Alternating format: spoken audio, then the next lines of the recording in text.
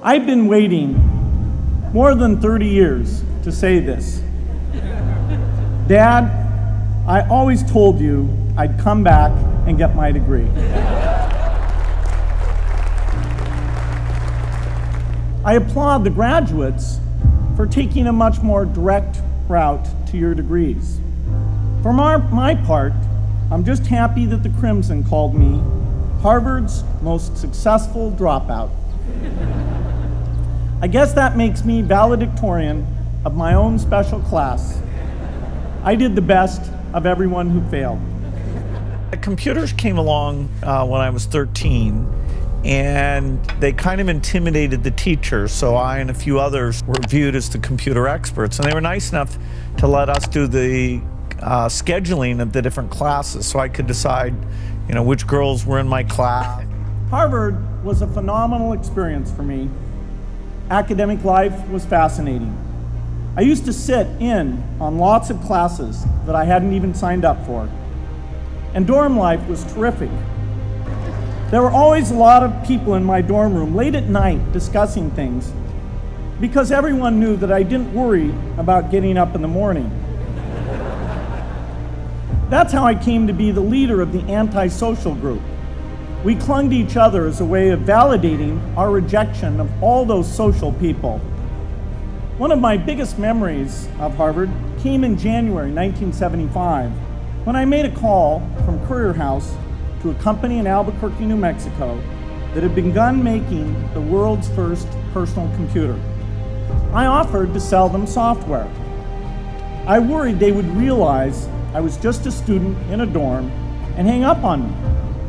Instead, they said, "We're not quite ready. Come see us in a month," which was a good thing because we hadn't written the software yet. From that moment, I worked day and night on the extra credit project that marked the end of my college education and the beginning of a remarkable journey with Microsoft. What I remember above all about Harvard was being in the midst of so much energy and intelligence. It could be exhilarating, intimidating, sometimes even discouraging, but always challenging. You've got to enjoy what you do every day. And for me, that's working with very smart people. It's working on new problems. I was fanatical in my 20s. Helping Microsoft lead the way in software was the only thing that I really focused on. So, I worked weekends, I didn't believe in vacation, and so I really pushed people to work hard. It was an amazing privilege, and though I left early, I was transformed by my years at Harvard, the friendships I made, and the ideas I worked on. But taking a serious look back, I do have one big regret. I left Harvard with no real awareness of the awful inequities in the world.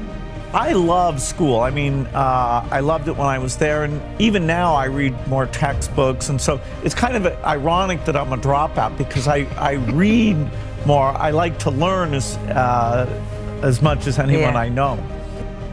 I learned a lot here at Harvard about new ideas in economics and politics. I got great exposure to the advances being made in the sciences. But humanity's greatest advances are not in its discoveries, but in how those discoveries are applied to reduce inequity.